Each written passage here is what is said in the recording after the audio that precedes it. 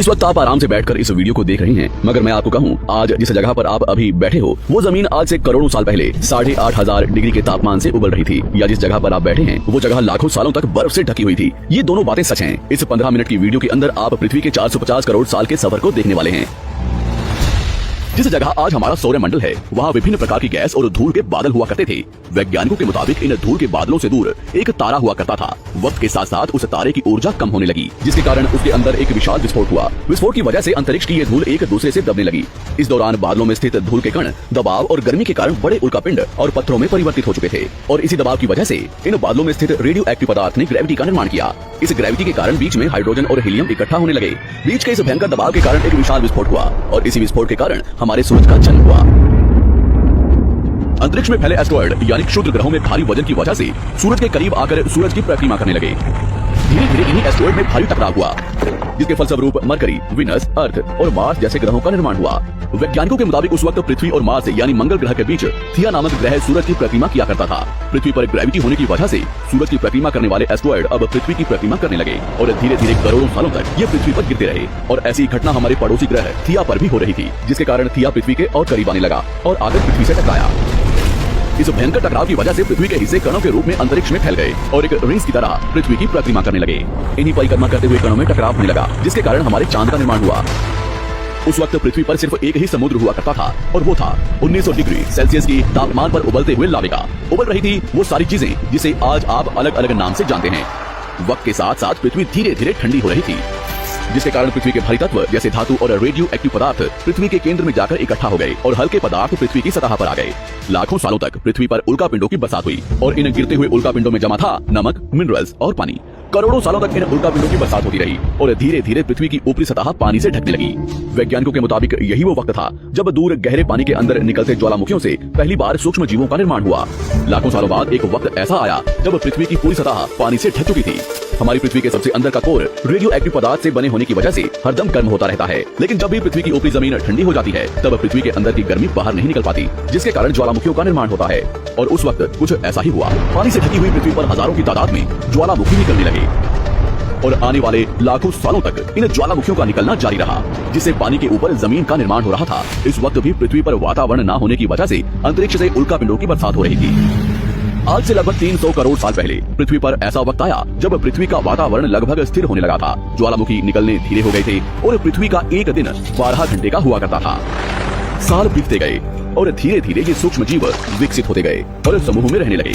आज से लगभग 250 करोड़ साल पहले पहली बार पृथ्वी पर ऐसे जीवों का निर्माण हुआ जो जीने के लिए ये पानी के अंदर के मिनरल्स यानी खनिज पदार्थ और धूप का इस्तेमाल करते थे, और मल त्याग के रूप में ऑक्सीजन बाहर निकालते थे। इस वक्त तक पृथ्वी पर ज्यादातर ज्वालामुखी निकलने बंद हो चुके थे, और इन माइक्रोबैक्टीरिया की वजह से वातावरण में ऑक्सीजन की मात्रा बढ़ रही थी। वातावरण में ऑक्सीजन बढ़ने की वजह से पृथ्वी का वायुमंडल बनना शुरू हुआ, और आने वाले हजारों सालों तक वातावरण में ऑक्सीजन की मात्रा बढ़ती रही, जिसकी वजह से पृथ्वी के ज्यादातर हिस्सों में ये सूक्ष्म जीव फैल गए।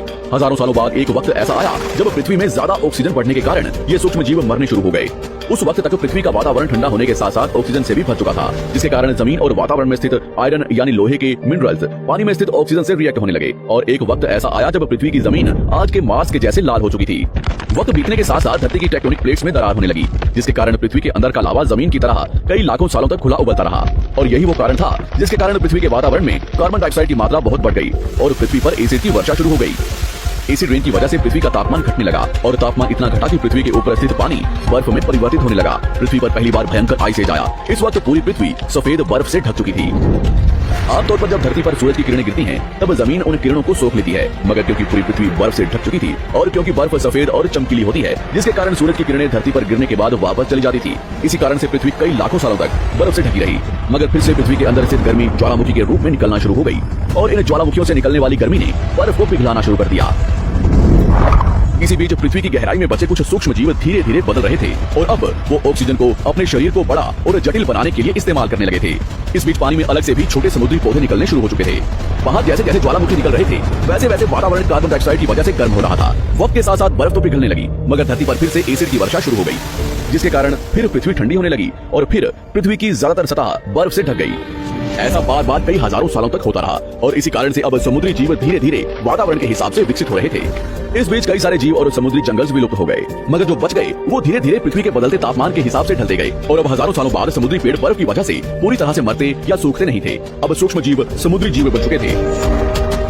जब फिर से ज्वालामुखियों ने पृथ्वी की बर्फ को पिघलाना शुरू किया तब ये समुद्री पेड़ जल्दी विकसित होकर फैल गए।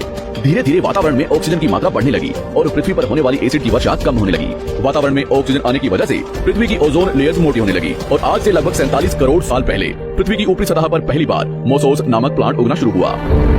वक्त के साथ साथ जमीन पर अलग अलग प्रकार के पौधे और पेड़ उगना शुरू हुए।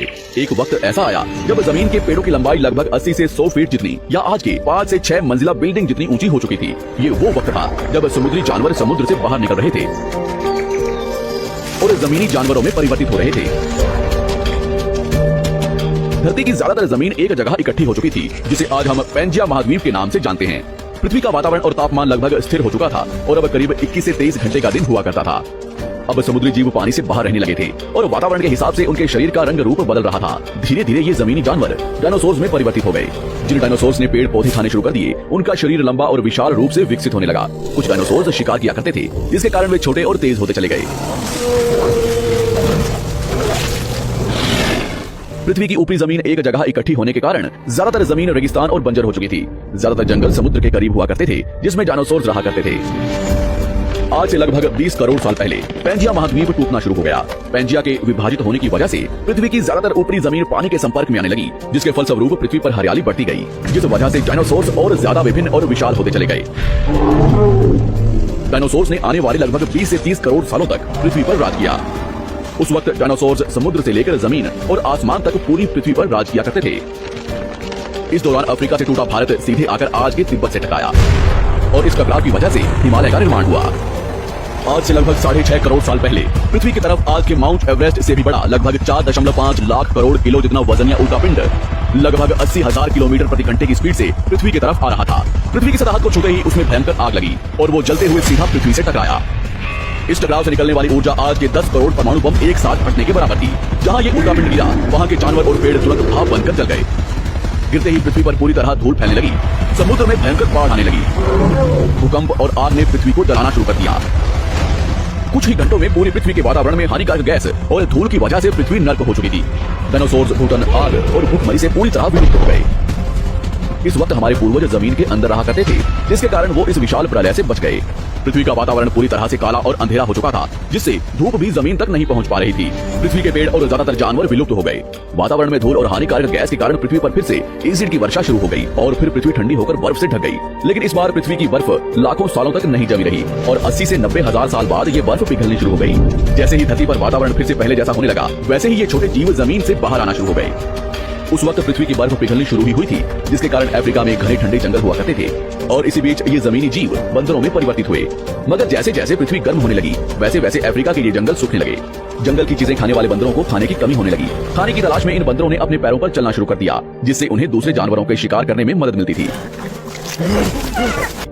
धीरे धीरे बंदर एप्स यानी वानर में परिवर्तित हुए। खाने की तलाश में ये एप्स पृथ्वी के दूसरे हिस्सों में फैलने लगे और धीरे धीरे उनके शरीर का रंग रूप वहाँ के मौसम के हिसाब से बदलता गया। वक्त के साथ साथ हम आदिवासी बने। हमने हथियारों से लेकर आग का आविष्कार किया।